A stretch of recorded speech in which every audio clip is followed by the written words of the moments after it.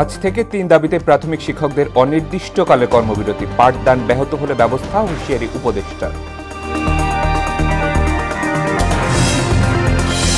জাতীয় নির্বাচন সামনে রেখে ইসি ২৩ কর্মকর্তা বদলি, ১৫ জেলার দায়িত্বে নতুন ডিসি, জনপ্রশাসন মন্ত্রণালয়ের আদেশ জারি। গাজীপুরে ধান খেতে মাজরা পোকার আক্রমণ, সর্বশান্ত কৃষক, নেই কর্মকর্তাদের তদারকি, খতিয়ে দেখার আশ্বাস কৃষি বিভাগে। এবং এক রাতে ইউক্রেনে ৪৫ ক্ষেপণাস্ত্র, ৪৫০ বিস্ফোরক ড্রোন হামলা রাশিয়ার, নিহত ১১, ৭৯টি ভূপাতিত করার দাবি মস্কো।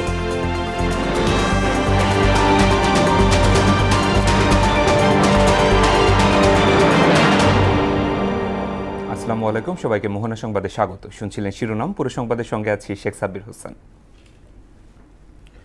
সারা দেশে অনির্দিষ্টকালে কর্মবিরতি পালন করছে সরকারি প্রাথমিক বিদ্যালয়ের শিক্ষকরা। শনিবার দুপুরে ১০ম গ্রেডে বেতন সহ ৩ দাবিতে তাদের পদযাত্রা কর্মসূচিতে বাধা দেয় পুলিশ। শাহবাগে ব্যারিকেড ভাঙার চেষ্টা করলে আন্দোলনকারীদের ওপর জলকামান, টিয়ারশেল নিক্ষেপ করা হয়, এতে বেশ কয়েকজন আহত হন।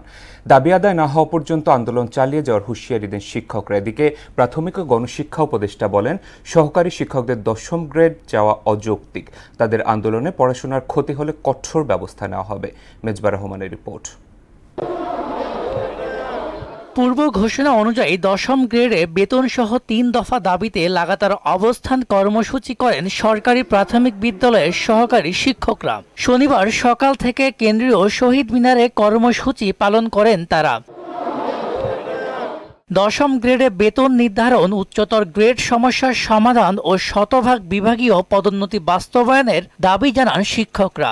Teacher can not be third class employee, এবং শিক্ষক কখনো তৃতীয় শ্রেণীর কর্মী হতে পারে না। ৬.সামথিং আমাদের টিফিন ভাতা প্রতিদিন, আপনাদের কাছে আমাদের প্রশ্ন, জাতির কাছে আমাদের প্রশ্ন, এই স্বল্প টিফিন ভাতা আমাদের কাছে লজ্জার বিষয়। দৈনিক মাত্র ৬ টাকার টিফিন ভাতার বিষয়টিকে অযৌক্তিক উল্লেখ করে তারা বলেন, বেতন ভাতায় অবমূল্যায়ন সহ শিক্ষকদের মর্যাদাও ভুলুণ্ঠিত হচ্ছে। আমাদের দাবি যতক্ষণ আদায় না করা হবে, আমরা ততক্ষণ অবস্থান কর্মসূচি এখানে থাকবো। যার থেকে জাতির ভিত্তিটা গড়ে, আমরা তারা এখন তৃতীয় শ্রেণীর মর্যাদার কর্মচারী। এই লজ্জা পুরো জাতি, এই লজ্জা পুরো বাংলাদেশে। প্রাথমিক শিক্ষক দাবি বাস্তবায়ন পরিষদ নামে ৪টি শিক্ষক সংগঠনের মোর্চার ব্যানারে চলছে অবস্থান কর্মসূচি। শিক্ষকরা বলেন, দ্রুতই ক্লাসে ফিরতে চান তারা। এক্ষেত্রে সরকারকে দ্রুত পদক্ষেপ নিতে হবে। শিক্ষকদের এই আন্দোলন থেকে আপনি স্কুলে ফিরে নিন এবং ১০ম গ্রেড আমাদের ন্যায্য দাবি, এই ন্যায্য দাবি আমাদেরকে দিয়ে দিন। আমরা চাই না শিক্ষার্থীদের ক্ষতি হোক, আমরা চাই শিক্ষার্থীরা সুনাগরিক হিসেবে গড়ে তুলুক, আমরা ক্লাসে ফিরে যেতে চাই। ১১তম গ্রেডে নাকি তারা একটা প্রতিদিন চলতেছে, কিন্তু ১১তম গ্রেডে আমরা মানি না। পরে শাহবাগমুখী পদযাত্রার কর্মসূচিতে গেলে পুলিশের বাধার মুখে পড়েন শিক্ষকরা। এ সময় আন্দোলনরতদের উপর জলকামান, সাউন্ড গ্রেনেড ও টিয়ারশেল নিক্ষেপ করে আইন শৃঙ্খলা বাহিনী। এতে বেশ কয়েকজন আহত হন। এদিকে খুলনার এক অনুষ্ঠানে প্রাথমিক ও গণশিক্ষা উপদেষ্টা বিধান রঞ্জন রায় পোদ্দার বলেন, প্রাথমিক বিদ্যালয়ের সহকারী শিক্ষকদের ১৩ থেকে ১০ম গ্রেডে যাওয়ার যৌক্তিকতা নেই। শুধুমাত্র আমরা প্রধান শিক্ষকদের ১০ম গ্রেড দিয়েছি এবং তাদের জন্য, সহকারীদের জন্য আমরা ১১ গ্রেডের জন্য অনবরত চেষ্টা করে যাচ্ছি। এই পরিপ্রেক্ষিতে এসে ১০ম গ্রেডের দাবি তুলে আন্দোলন করা, এটা কতটুকু যৌক্তিক বিবেচনা করবেন? আন্দোলনের কারণে পড়াশোনার ক্ষতি হলে কঠোর ব্যবস্থা নেওয়ার হুঁশিয়ারও দেন উপদেষ্টা। আমরা যেটা দেখব সেটা হচ্ছে আমাদের যেন পড়াশোনায় বিঘ্নিত না হয়, এবং এই ব্যাপারে আমরা সর্বোচ্চ কঠোর ব্যবস্থা নেব যদি আমাদের পড়াশোনা বিঘ্নিত হয়। মেজবা রহমান, মোহনা সংবাদ, ঢাকা। দর্শক, এ বিষয়ে আরও জানাতে ঢাকার কেন্দ্রীয় শহীদ মিনার এবং খুলনা থেকে যুক্ত হচ্ছেন আমাদের সহকর্মী সুরাইয়া মুনি ও শহীদুল হাসান। শিক্ষকদের যে কর্মবিরতি চলছে নিয়ে, তাদের অবস্থান কর্মসূচি নিয়ে কি তথ্য আছে আপনাদের কাছে, জানাবেন আমাদের।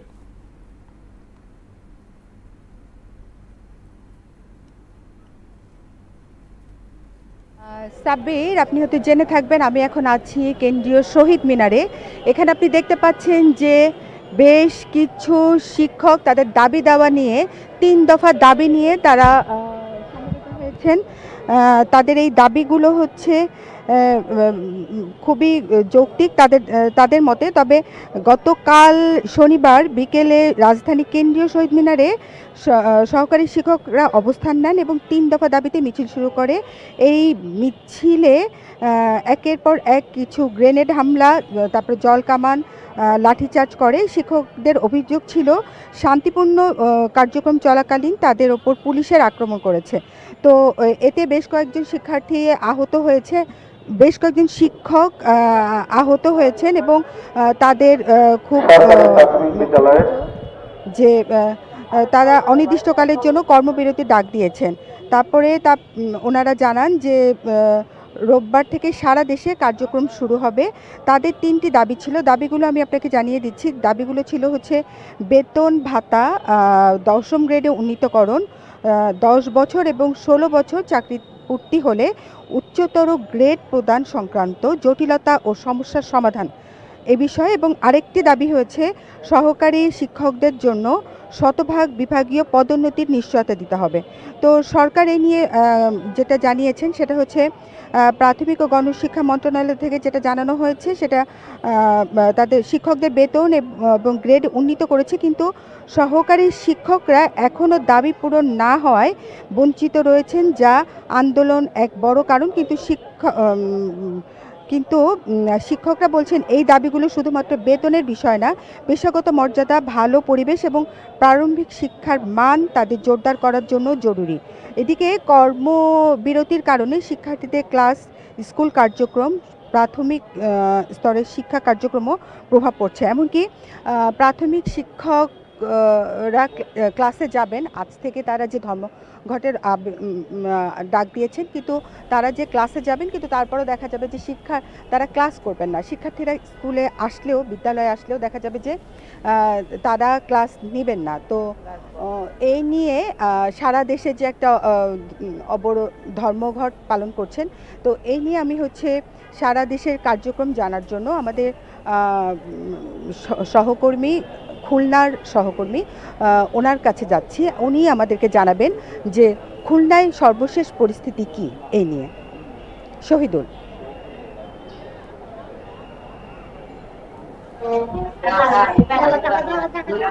ধন্যবাদ।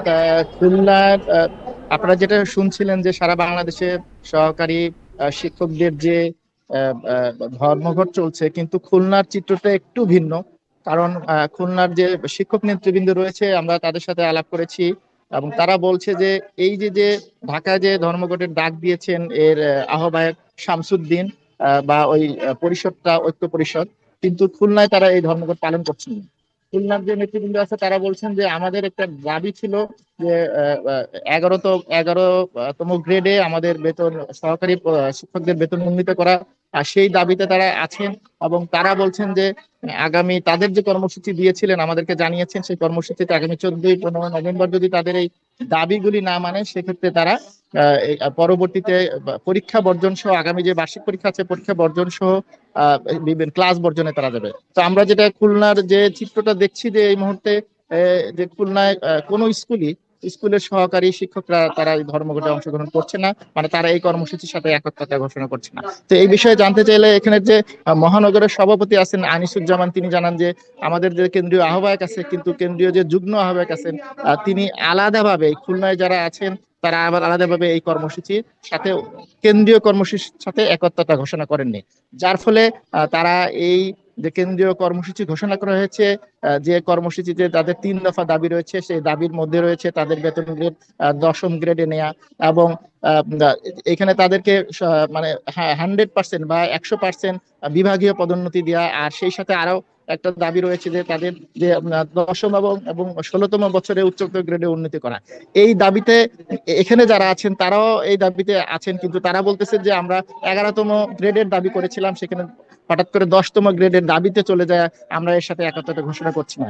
এবং আজকে তারা জানিয়েছে যে এই আজকে তাদের একটা জুম মিটিং রয়েছে, এই সহকারী শিক্ষকদের জুম মিটিং রয়েছে। সেই জুম মিটিং এর পরে তারা বাকি সিদ্ধান্ত নেবেন যে কেন্দ্রের সাথে তারা একত্রতা ঘোষণা করবেন কিনা। সাব্বির, এই ছিল সর্বশেষ পরিস্থিতি খুলনা থেকে।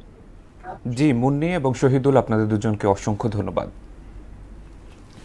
ত্রয়োদশ জাতীয় সংসদ নির্বাচনকে সামনে রেখে একযোগে 23 কর্মকর্তাকে বদলি করেছে নির্বাচন কমিশন ইসি। শনিবার ইসির জনবল ব্যবস্থাপনা শাখা থেকে এ বিষয়ে দুটি প্রজ্ঞাপন জারি করা হয়েছে। প্রজ্ঞাপনে বলা হয়, পরবর্তী নির্দেশ না দেওয়া পর্যন্ত 21 নির্বাচন কর্মকর্তা ও 2 জন উপজেলা নির্বাচন কর্মকর্তাকে বিভিন্ন উপজেলায় বদলি বা পদায়ন করা হয়। অন্যদিকে ঢাকা, খুলনা, গাজীপুর, বগুড়া ও নোয়াখালী সহ 15 জেলায় নতুন জেলা প্রশাসককে দায়িত্ব দেওয়া হয়েছে। শনিবার রাতে জনপ্রশাসন মন্ত্রণালয় 6 জন ডিসিকে অন্য জেলায় বদলি এবং উপসচিব পদমর্যাদার 9 জন কর্মকর্তাকে 9 জেলায় ডিসির দায়িত্ব দিয়ে আদেশ জারি করেছে। ফ্যাসিবাদমুক্ত বাংলাদেশ জনগণের ভোটে জনগণের প্রতি দায়বদ্ধ, জবাবদিহিমূলক গণতান্ত্রিক সরকার প্রতিষ্ঠা বর্তমান অন্তর্বর্তী সরকারের প্রধান কর্তব্য বলে মন্তব্য করেছেন বিএনপির ভারপ্রাপ্ত চেয়ারম্যান তারেক রহমান। শনিবার বিকেলে রাজধানীর কৃষিবিদ ইনস্টিটিউশনে এক সম্মেলনে তিনি এ মন্তব্য করেন। এ সময় সংখ্যালঘু সুরক্ষা আইনসহ অন্যান্য দাবি বাস্তবায়নে আগামী নির্বাচনে সবাইকে বিএনপির পাশে থাকার আহ্বান জানান দলের মহাসচিব মির্জা ফখরুল ইসলাম আলমগীর। তানজিদ ভুঁইয়ার প্রতিবেদন। শনিবার রাজধানীর কৃষিবিদ ইনস্টিটিউটে হিন্দু প্রতিনিধিদের এই সম্মেলন আয়োজন করে মতুয়া বহুজন সমাজ ঐক্য জোট। এতে আগামী দিনে নিরাপদ বাংলাদেশ গড়তে গণতন্ত্র ও অর্থনীতিকে শক্তিশালী করার তাগিদ দেন স্থায়ী কমিটির সদস্যরা। পিছিয়ে পড়া মানুষগুলোকে তারা যাতে রাষ্ট্রে, রাজনীতিতে, অর্থনীতিতে এবং সমাজে সমানভাবে অংশগ্রহণ করতে পারে। আমাদের 50টা বা 30টা আমাদের হিন্দু সম্প্রদায় থেকে মনোনয়নকৃত প্রার্থ, তাহলে মনে হয় আমাদের ভারপ্রাপ্ত চেয়ারম্যান সবচেয়ে খুশি হতে পারে। প্রতিটি মানুষের অধিকার নিশ্চিত করে নতুন করে গণতান্ত্রিক প্রক্রিয়ায় একটি সুষ্ঠু ও নিরপেক্ষ নির্বাচনের মাধ্যমে আবার গড়ে বাংলাদেশের মানুষ সুখী ও সমৃদ্ধশালী। এ সময় অতীত ভুলে অসাম্প্রদায়িক প্রগতিশীল দেশ গড়ার প্রত্যয় জানান দলটির মহাসচিব। আমরা বাংলাদেশকে সেইভাবেই গড়ে তুলতে চাই যেখানে সকল ধর্মের, সকল গোত্রের মানুষের সমান মর্যাদা থাকে। আর দেশ অস্থিতিশীল হলে পরাজিত ফ্যাসিস্ট শক্তির পুনর্বাসনের পথ তৈরি হবে বলে সতর্ক করেন তারেক রহমান। পতিত পরাজিত ফ্যাসিবাদী অপশক্তিও বর্তমানে একইভাবে গুপ্ত কৌশল অবলম্বন করে দেশকে গণতন্ত্রের উত্তরণের পথকে বাধাগ্রস্ত করে তুলছে কিনা সে ব্যাপারে সজাগ দৃষ্টি রাখার জন্য আমি অন্তর্বর্তীকালীন সরকার এবং ফ্যাসিবাদ বিরোধী গণতান্ত্রিক শক্তিগুলোর প্রতি বিশেষভাবে আহ্বান জানাতে চাই। সকল অপশক্তি প্রতিরোধে ফ্যাসিবাদ বিরোধী জাতীয় ঐক্য ধরে রাখার আহ্বান জানান তিনি। গুপ্ত বাহিনীর সেই অপকৌশল থেকে রক্ষা পাওয়ার জন্য অন্যতম প্রধান কৌশল হচ্ছে একটি ফ্যাসিবাদ বিরোধী জাতীয় ঐক্য বজায় এবং বহাল রাখা। সরকারের উপর চাপ সৃষ্টি নয়, ভিন্নমতের জায়গা থেকেই বিএনপি জুলাই সনদে নোট অব ডিসেন্ট দিয়েছে বলেও দাবি করেন বিএনপির ভারপ্রাপ্ত চেয়ারম্যান। জনগণের প্রতি দায়বদ্ধ, জনগণের কাছে জবাবদিহিমূলক একটি গণতান্ত্রিক সরকার প্রতিষ্ঠাই বর্তমান অন্তর্বর্তীকালীন সরকারের অন্যতম প্রধান কর্তব্য। অবশ্যই কারো দলীয় স্বার্থ বাস্তবায়ন করা এই সরকারের কাজ নয়। তানজিদ ভুঁইয়া, মোহনা সংবাদ, ঢাকা। গাজীপুরের কালিয়াকৈরে মাজরা পোকার আক্রমণে ধান ক্ষেতের ব্যাপক ক্ষতি হয়েছে। এতে দুশ্চিন্তায় পড়েছেন কৃষকরা। তাদের অভিযোগ, মাঠে কৃষি কর্মকর্তাদের তদারকি নেই। তবে অভিযোগ খতিয়ে দেখা হবে বলে জানিয়েছে কৃষি বিভাগ। আলহাজ হোসেনের প্রতিবেদন, জানাচ্ছেন মাহমুদা আক্তার। গাজীপুরের কালিয়াকৈরে চলতি বছর প্রায় ৪,৬২৫ হেক্টর জমিতে রোপা আমন ধান চাষ হয়েছে। সম্প্রতি উপজেলার চাপড়িয়া, গোয়ালচালা, শিমুলিয়া ও মজিদচালা সহ বিভিন্ন এলাকার ক্ষেতে দেখা দিয়েছে মাজরা পোকার আক্রমণ। পাতায় দাগ, কাণ্ডের খেয়ে ফেলা, শীষ শুকিয়ে মারা যাওয়ায় দুশ্চিন্তায় পড়েছেন কৃষকরা। কৃষকদের অভিযোগ, মাঠে কৃষি কর্মকর্তাদের তদারকি নেই। কিভাবে ফসল রক্ষা করবেন তা বুঝে উঠতে পারছেন না। সরকারি সহায়তা ও তদারকি পেলে ক্ষতি কিছুটা পুষিয়ে নেওয়া সম্ভব বলে জানান তারা।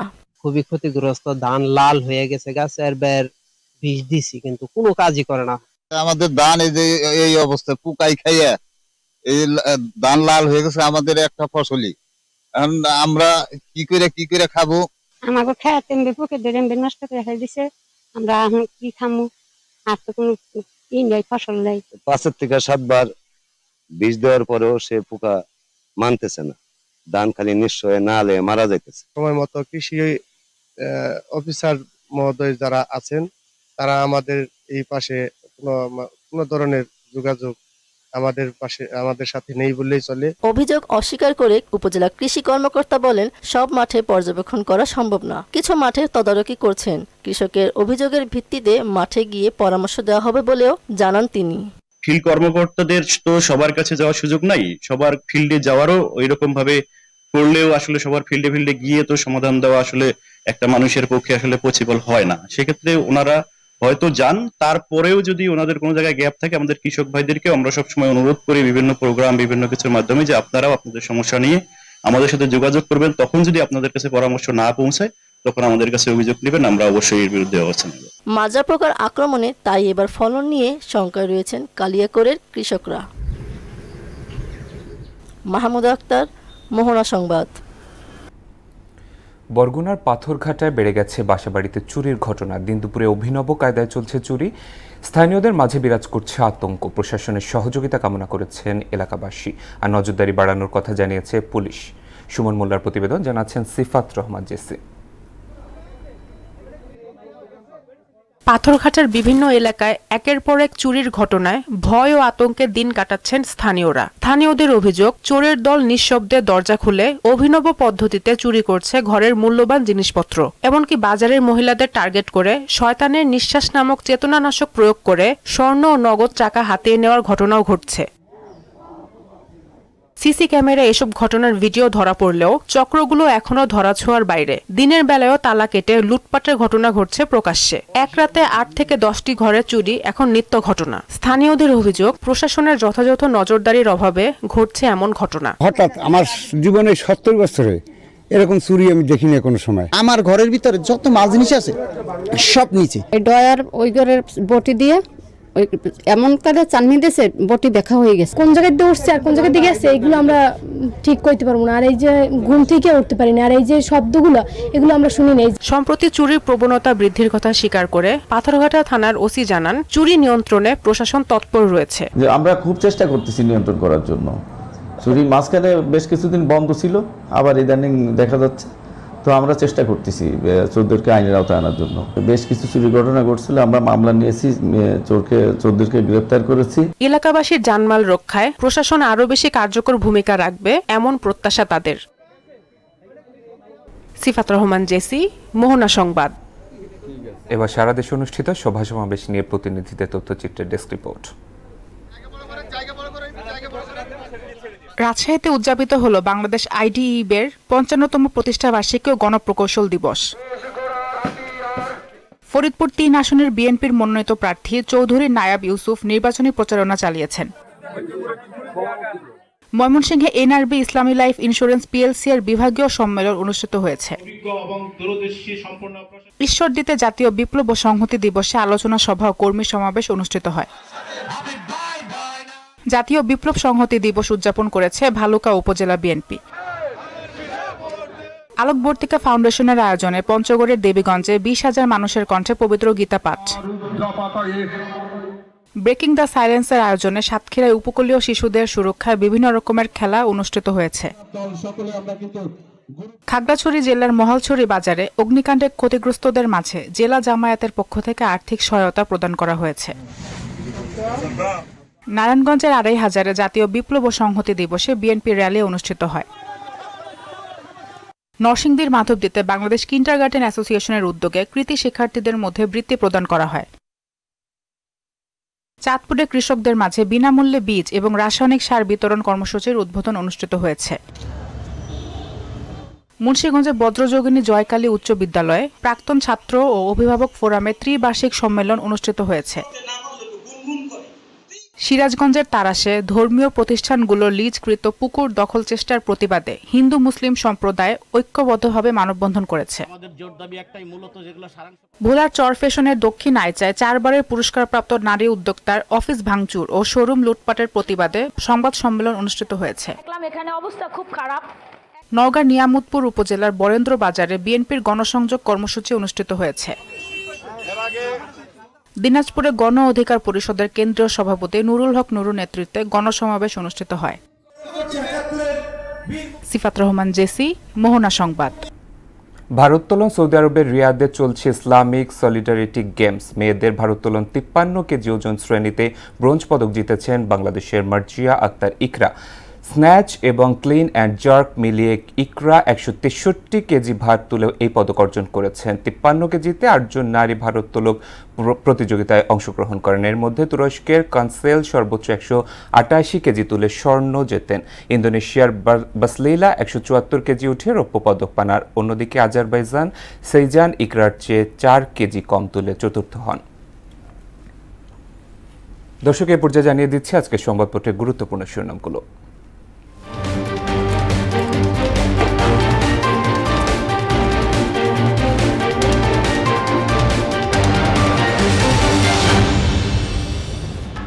শুরুতেই প্রথম আলো। সমঝোতার সম্ভাবনা ক্ষীণ, সিদ্ধান্ত সরকারের হাতে। কারো দলীয় স্বার্থ বাস্তবায়ন করা এই সরকারের কাজ নয়। নির্বাচনী প্রস্তুতির শেষ ধাপে নির্বাচন কমিশন। সঙ্গীত ও শারীরিক শিক্ষা বিষয় শিক্ষক নিয়োগ বাতিল, গান গেয়ে মিছিল করে প্রতিবাদ। দৈনিক ইত্তেফাক, প্রধান উপদেষ্টার দিকে তাকিয়ে দলগুলো। প্রাথমিক শিক্ষকদের কর্মবিরতির ডাক, পণ্য লাগেজ সিন্ডিকেটে জড়িত লোডাররা। কারো দলীয় স্বার্থ বাস্তবায়ন করা এই সরকারের কাজ নয়, তারেক রহমান। সমকাল, হিন্দু প্রতিনিধি সম্মেলনে তারেক রহমান, কারো দলীয় স্বার্থ বাস্তবায়ন অন্তর্বর্তী সরকারের কাজ নয়। গণভোটের আদেশ মধ্য নভেম্বরের জারির প্রস্তুতি। কারসাজির তথ্য জেনেও আমদানির সুপারিশ। বাংলাদেশ প্রতিদিন, ফের সংকট চরমে। 15 নভেম্বর থেকে নতুন পোশাকে পুলিশ। সেনাবাহিনী শেষ ভরসা, ব্যাংক কর্মকর্তা থেকে ব্যাংক লুটেরা। যুগান্তর, 120 শিক্ষক আহত, প্রাথমিক শিক্ষকদের মিছিলে পুলিশের সাউন্ড গ্রেনেড। প্রধান উপদেষ্টা ডাকলে বৈঠকে রাজি 3 দল, বল এখন সরকারের কোর্টে। হিন্দু প্রতিনিধি সম্মেলনে তারেক রহমান, কারো দলীয় স্বার্থ বাস্তবায়ন সরকারের কাজ নয়। সবশেষে the daily star. Dhaka airport fire, unsafe storage, fire system failures to blame, probe, automatic fire detention, suppression systems recommended, no end in sight to charter deadlock. দর্শক, এই ছিল সংবাদপত্রের গুরুত্বপূর্ণ শিরোনামগুলো। শেষ করব মোহনা সংবাদ, যাবার আগে শিরোনামগুলো আরও একবার।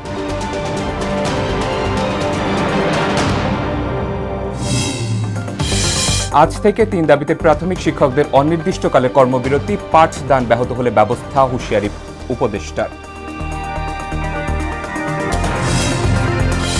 জাতীয় নির্বাচন সামনে রেখে ইসি 23 কর্মকর্তা বদলি, 15 জেলার দায়িত্বে নতুন ডিসি, জনপ্রশাসন মন্ত্রণালয়ের আদেশ জারি। গাজীপুরে ধান খেতে মাজরা পোকার আক্রমণ, সর্বশান্ত কৃষক। নেই কর্মকর্তাদের তদারকি, খতিয়ে দেখার আশ্বাস কৃষি বিভাগের। এবং এক রাতে ইউক্রেনে 45 ক্ষেপণাস্ত্র, 450 বিস্ফোরক ড্রোন হামলা রাশিয়ার, নিহত 11, 79টি ভূপাতিত করার দাবি মস্কো।